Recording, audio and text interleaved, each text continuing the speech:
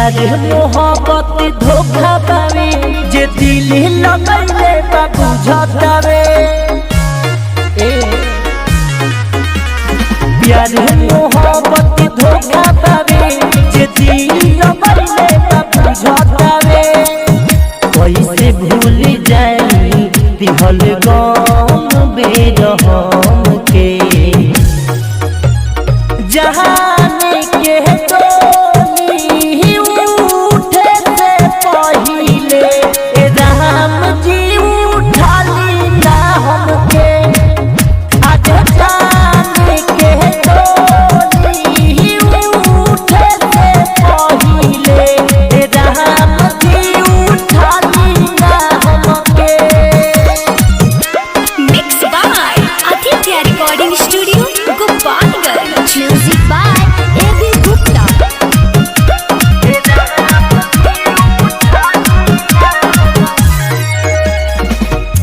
बड़ा सतावतिया हमके डोबावतिया जाए से पहिले दर्द बढ़ावतिया।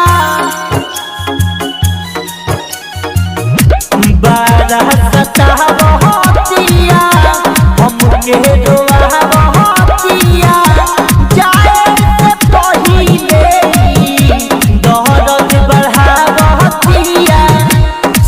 नहीं पावतानी दिहली जवन गम के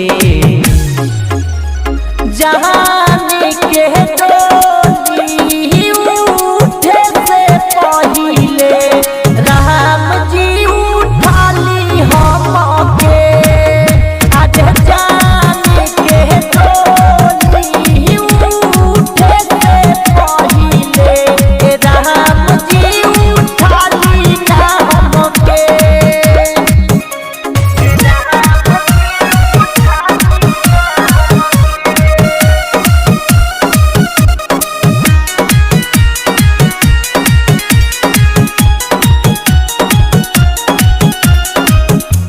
देखल न जाई हो जन के विदाई हो।